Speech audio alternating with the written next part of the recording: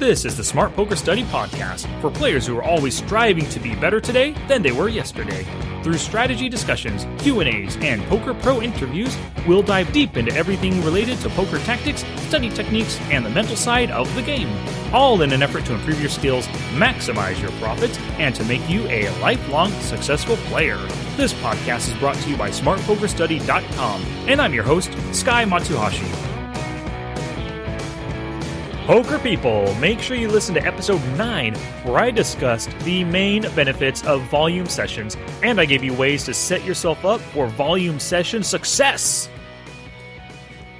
Hey, poker people, thank God it's a Friday Q&A. This is my 4th episode in the 30-day challenge to release a new podcast every day, and so far I'm killing it. And today itself is off to a great start. Let's look at my checklist here. Meditation, check. Wrote in my journal? Check. Kids off to school? Hell yeah, check. And my bulletproof coffee? Right here in front of me. Now it's time to work. So on to our questions. We got 2 of them today. The first one seems to be coming in from someone a little off his rocker. Pop quiz, hotshot. There's a bomb on a bus. Once the bus goes 50 miles an hour, the bomb is armed. If it drops below 50, it blows up. What do you do? What do you do? Holy shit. My answer? I think I need to call the cops and stay the hell away from fast-moving buses today. Thanks for sending that one in, Mr. Crazy. And now on to question number 2. This one comes in from our good buddy LTU Maximus again. And he says it's kind of a long email, but I'll go ahead and read through it and then we'll break it up into parts as I answer it. But the email goes, "Hello, Sky. It's me again. I have a few mental issues at the moment. After longer sessions during the weekends, I play 4 hours from at least 8 to midnight. I am really struggling with my sleep. I'm dreaming poker, dreaming about the cards, situations, etc. all night, and my sleep is so bad, and it really keeps me tired in the morning. It doesn't matter if I have good or bad sessions. It might be worse after bad sessions. Any suggestion to clear my mind before sleep and get better sleep?" So that's part 1, terrible sleep after poker, regardless of a plus or minus session. The next part of the email goes on to say, "Another problem is about tilt. If I'm losing big pots, no matter if it's against a donk with a good hand and I'm ahead, or against a very tight knit with the premium hand, I am starting chatting in the chat box. But it happens about 3 to 5 minutes after I lose, and the worst thing is I feel terrible about what I wrote." So part 2 is tilting and chatting about it. So I'm assuming that Maximus here is berating the opponent in the chat box. And then part 3 is, my main problem, and I'm working on it now, is to learn how to fold ace-ace, king-king, queen-queen, or ace-king after the flop against tight players or nits. When they re-raise me after the flop or turn, it's a big leak, and I know that in 10 NL, 5 cent, 10 cent, no limit, nobody is bluffing. Just few players rarely bluff, and they're not really capable of doing that, including me. So part 3 of his email is he can't lay down good starting hands post-flop. And then he concludes it by saying, "Thanks again, Sky. P.S. Trying to catch up on your podcast. Just listen to the first 2. Good luck."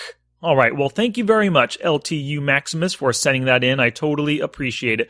So once again, we have 3 different parts to this email. Part 1 was terrible sleep after poker, regardless of a winning or losing session. Part 2 was tilting and chatting about it, probably berating the opponent. And part 3 is you can't lay down good starting hands post-flop. So let's see if we can't help you out, Maximus. Number 1. Terrible sleep after poker, regardless of a winning or losing session. Well, Maximus, you definitely need to clear your mind before you get to sleep. Try to cut your sessions a little bit sooner, maybe end it by 11 or 11:15 or so.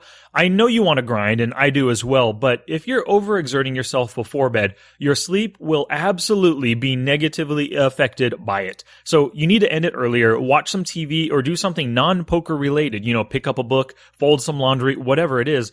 And, of course, a lack of sleep, because you're thinking about poker all night long, a lack of sleep can lead to mental fatigue, which can lead to poor decision-making and going on tilt quicker and more often and lead to worse sleep the next night. It's just a terrible cycle. You do not want to, you want to get yourself out of it without a doubt. And also, just in case, you didn't mention in the email, but Don't end your sessions with a review. Some people do this, and when you leave the tables and shut down the poker client, don't go into Poker Tracker 4 or Hold'em Manager 2 to review hands. Save that for the morning and treat poker like you're completely done with it for the day once you log off. And you also need to take breaks every hour or so while you play. When you concentrate, when you spend dedicated concentration for too long at a stretch, it can really hurt your brain. You need to make sure you're taking a 5-minute break or so, at least every hour. Turn on the TV, read a book like I already mentioned, or do anything else to take your mind completely away from poker for that short 5-minute break. Number 2. Tilting and berating opponents in the chat box. You need to read Jared Tendler's book, The Mental Game of Poker, and dive into your tilt issues. It sounds to me like you suffer from maybe entitlement tilt, and I do as well, and I'm definitely working on it. I've been working on my entitlement tilt for a long time.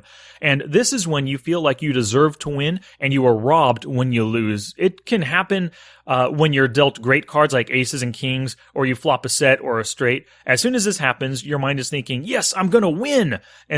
But you need to get out of this thought process. No hand or player ever, quote unquote, deserves to win. Even 9 deuce off beats ace 12% of the time or so. So when you find yourself with a strong hand, you need to try to steer your mind in other ways and think other thoughts like, how am I going to play this on the flop, turn, or river to extract value? And keep paying attention to the action in the hand. Often you'll find you can throw away aces on the turn or river if you're thinking clearly through the hand and determining the likely strength of your opponent.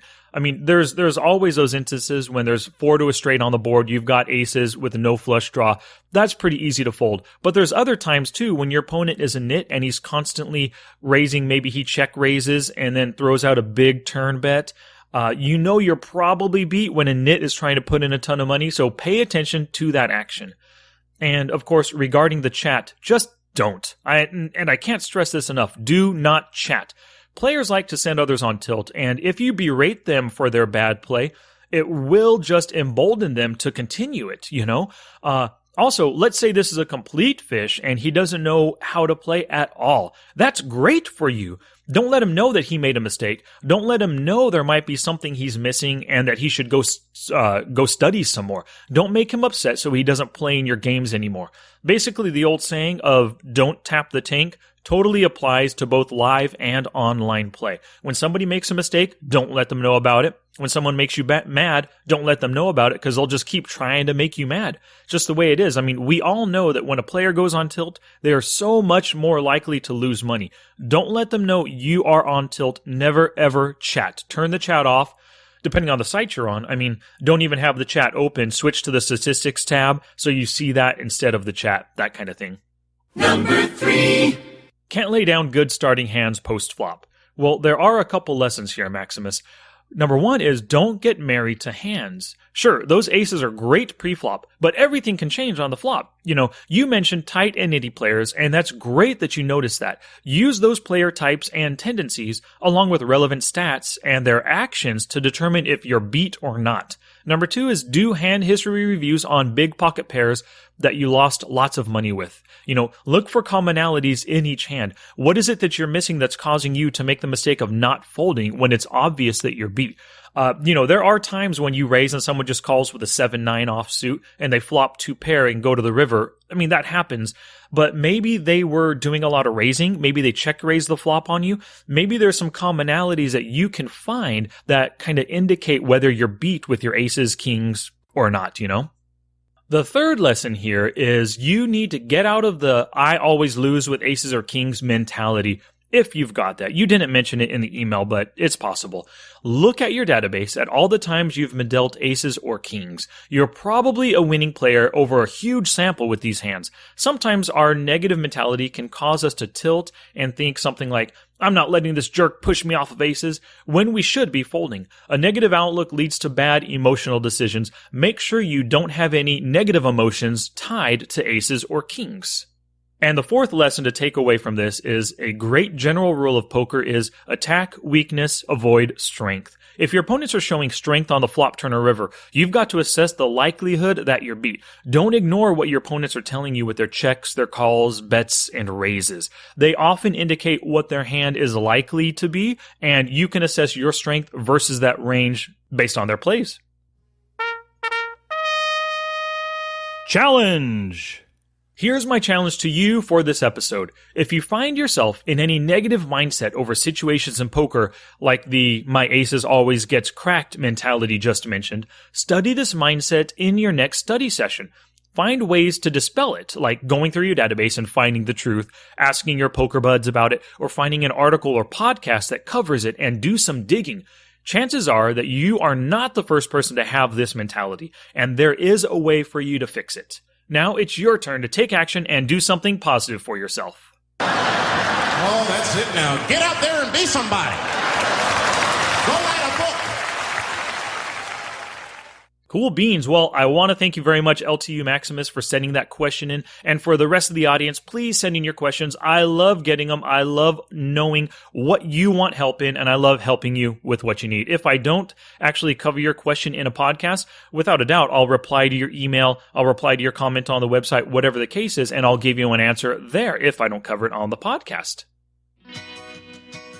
Thank you so much for listening today. Send me your constructive feedback through the show notes page at smartpokerstudy.com/10. You can also send an email to sky@smartpokerstudy.com, tweet me at smartpokerstudy, or post in the Facebook group at smartpokerstudy.com/discuss. And I need your questions for the Friday episodes. I know I asked you once before, but keep sending them in. I really appreciate it. And plus, if you've got an idea for a podcast topic you'd like me to discuss, send that in as well. All right, we got another awesome iTunes review. This one comes in from Kingsley, and he says, masterfully done, 5 stars. I'm not a poker player, but I'm a student of life. I like to learn a broad spectrum of topics, especially from people who are great teachers in their area of expertise. Sky is one of those teachers that make listening and wanting to learn intriguing. It's obvious that Sky is a master at his craft and communicates that well.